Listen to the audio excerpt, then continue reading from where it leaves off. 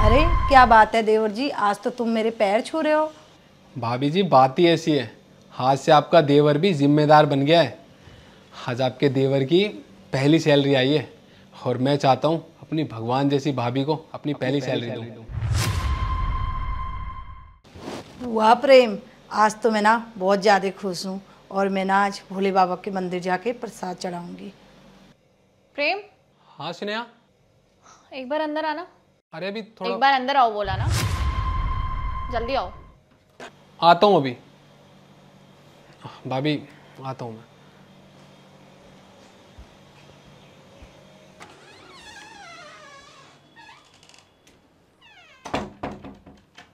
क्या हुआ स्नेहा, क्यों बुलाया तुमने मुझे इतनी जल्दी?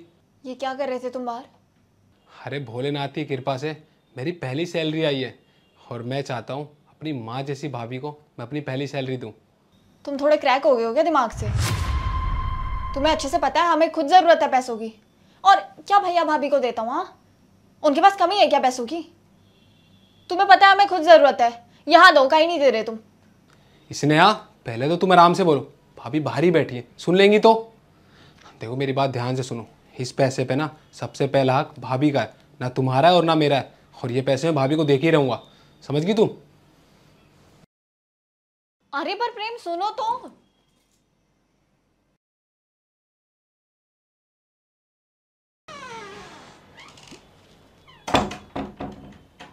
भाभी।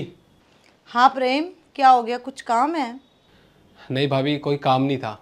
वो क्या है ना, आपके देवर की पहली सैलरी आई है तो मैंने सोचा अपनी माँ जैसी भाभी को ये सैलरी मैं दूँ।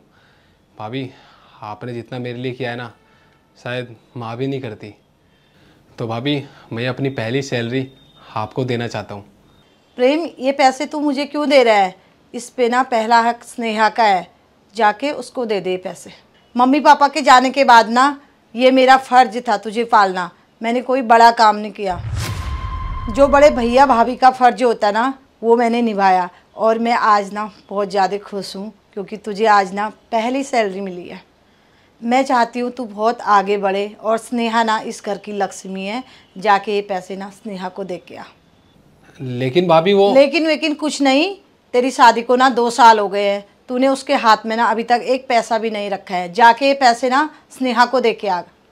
लेकिन उस बेचारी ने ना आज तक कोई शिकायत नहीं की कि तूने पैसे उसको कभी नहीं दिए। देख प्रेम, ये घर मैं और भैया चला रहे हैं, लेकिन स्नेहा के भी कोई अपने खर्चे होंगे ना, उसका भी तो मन करता होगा ना बाहर जाने का, तेरे साथ बाहर कहीं घूमने का और अच्छे अच्छे कपड़े पहनने का। जाए पैसे जाके उसको दे के आ।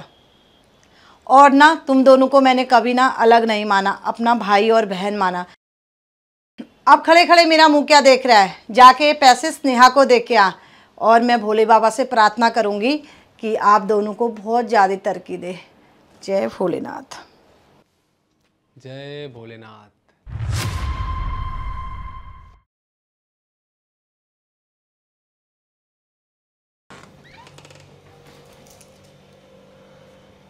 स्नेहा तुम्हें मेरी पहली सैलरी चाहिए थी ना, ये लो। पता है यही फ़र्क है मेरे भैया भाभी में और तुम में। वो तो तुम्हें अपना मानते हैं लेकिन तुम उन्हें नहीं मानती। हमारी शादी को पूरे 2 साल हो गए, लेकिन आज तक कभी तुम्हें महसूस हुआ कि तुम्हारे पास पैसे नहीं है या मेरे पास पैसे नहीं है? भैया और भाभी ने कभी हमें किसी चीज़ की कमी नहीं होने दी।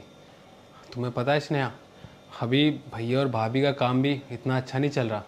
अगर भाभी चाहती तो ये पैसे रख सकती थी, लेकिन उनकी नीयत में खोट नहीं है। स्नेहा, भैया और भाभी ना हमें बच्चे की तरह प्यार करते हैं, हमें अपना बच्चा मानते हैं, तुम्हें भी और मुझे भी। मम्मी पापा के ना रहने के बाद भैया और भाभी ने ना कभी मुझे एहसास ही नहीं होने दिया कि मेरे पास कोई नहीं है। उन्होंने मेरी हर एक ज़रूरतें पूरी करी हैं।